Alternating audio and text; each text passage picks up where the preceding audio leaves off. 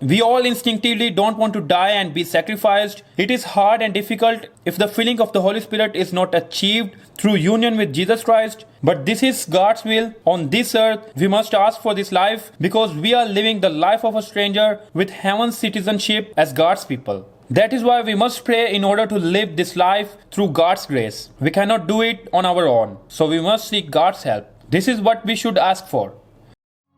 The eternal and unchanging Word of God. Prayer. The Bible that transcends time, Walking with God, Part 1, Prayer 8. What should we pray for? Part 2.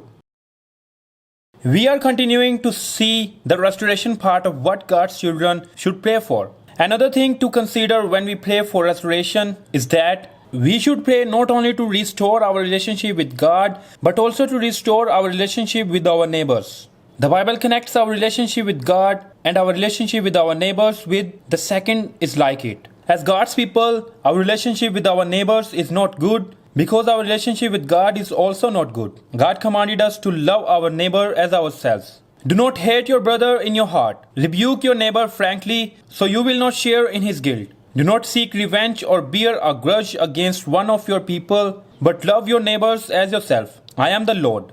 But I tell you that anyone who is angry with his brother will be subject to judgment. Again, anyone who says to his brother, Raka, is answerable to the Sanhedrin. But anyone who says, you fool, will be in danger of the fire of hell. Therefore, if you are offering your gift at the altar, and there remember that your brother has something against you, leave your gift there in front of the altar. First go and be reconciled to your brother, then come and offer your gift. You have heard that it was said, love your neighbor and hate your enemy. But I tell you, love your enemies and pray for those who persecute you. A new command I give you, love one another. As I have loved you, so you must love one another. By this, all men will know that you are my disciples, if you love one another. My command is this, love each other as I have loved you. This is my command, love each other. The commandments, do not commit adultery, do not murder, do not steal, do not covet, and whatever other commandment there may be, are summed up in this one rule, love your neighbor as yourself. Love does not harm to its neighbor, therefore, love is the fulfillment of the law. You, my brothers, were called to be free, but do not use your freedom to indulge the sinful nature, rather, serve one another in love. The entire law is summed up in a single command, love your neighbor as yourself. If you really keep the royal law found in scripture, love your neighbor as yourself, you are doing right. But if you show favoritism, you sin and are convicted by the law as lawbreakers. Now that you have purified yourselves by obeying the truth, so that you have sincere love for your brothers, love one another deeply from the heart. Above all, love each other deeply, because love covers over a multitude of sins. We know that we have passed from the death to life because we love our brothers. Anyone who does not love remains in death. Dear children, let us not love with words or tongue, but with actions and in truth. And this is his command, to believe in the name of his Son, Jesus Christ, and to love one another as he commanded us. Dear friends, let us love one another, for love comes from God. Everyone who loves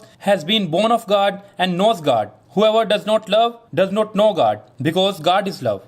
Dear friends, since God so loved us, we also ought to love one another. It is proclaimed, if anyone says, I love God, yet hates his brother, he is a liar. For anyone who does not love his brother, whom he has seen, cannot love God, whom he has not seen. And he has given us this command, whoever loves God must also love his brother. And the culmination of love and restoration is forgiveness. Without true forgiveness, love and restoration by words cannot be complete. In the prayer, Jesus taught his disciples about forgiveness. He said, forgive us our debts, as we also have forgiven our debtors. And he went on to say, for if you forgive men when they sin against you, your heavenly Father will also forgive you. But if you do not forgive men their sins, your Father will not forgive your sins. And to Peter's question, Lord, how many times shall I forgive my brother when he sins against me? Up to 7 times? Jesus proclaimed, I tell you, not 7 times, but 77 times. And this is how my heavenly Father will treat each of you unless you forgive your brother from your heart.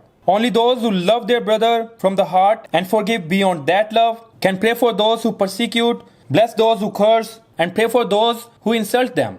Jesus tells us to do it. The subject of our fasting, asking, and asking again is for the grace to love and forgive those whom we cannot love with our own strength and cannot forgive. God is pleased with the children who pray like this and takes care of them. When our relationship with God is restored in this way, our prayers will no longer be noisy. Just like Solomon and a Shulamite woman, a good husband and wife whispered to each other. Regardless of time and place, a conversation with God whose relationship has been restored is prayer. So, because this restored relationship is so precious, if our relationship with God is broken, even for a moment because of sin, we must raise our voices to fast and pray with the desperation of not only tearing our clothes, but also our heart and shattering our bones. Just because we raise our voices and fast does not mean that God listens to us better, but is talking about the earnest attitude of those who repent.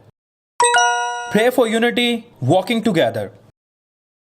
Through the Old Testament, God tells His people that He wants them to walk with Him more than anything else. With what shall I come before the Lord and bow down before the exalted God? Shall I come before Him with burnt offerings, with calves a year old? Will the Lord be pleased with thousands of rams, with 10,000 rivers of oil? Shall I offer my firstborn for my transgression, the fruit of my body for the sin of my soul? He has showed you, O man, what is good. And what does the Lord require of you? To act justly and to love mercy and to walk humbly with your God. Rather than offering thousands of rams and oil worth 10,000s of rivers, and even rather than our firstborn son, all God wants of us is to do justice, to love the righteous, and to walk humbly with God. The meaning of that accompaniment in the Song of Songs is, my lover is mine and I am his. He browses among the lilies. I am my lover's and my lover is mine. He browses among the lilies. And in the New Testament, Jesus re-explains it as unity. I am the true vine, and my Father is the gardener. He cuts off every branch in me that bears no fruit, while every branch that does bear fruit He prunes, so that it will be even more fruitful. You are already clean because of the word I have spoken to you. Remain in me, and I will remain in you. No branch can bear fruit by itself. It must remain in the vine. Neither can you bear fruit unless you remain in me. I am the vine, you are the branches. If a man remains in me and I in him, he will bear much fruit. Apart from me, you can do nothing. If anyone does not remain in me, he is like a branch that is thrown away and withers. Such branches are picked up, thrown into the fire and burnt. If you remain in me and my words remain in you, ask whatever you wish and it will be given you. Just as Jesus abides in us, we abiding in Jesus, and the word of Jesus abiding in us as unity. The life of God's people on this earth heading to the kingdom of God must follow the path that Jesus Christ followed. It is not about borrowing the power of God for our benefit in this world and enjoying more, but refers to living life as God's children, as light and salt in the world. The Bible that transcends time prayer series continues with what should we pray for.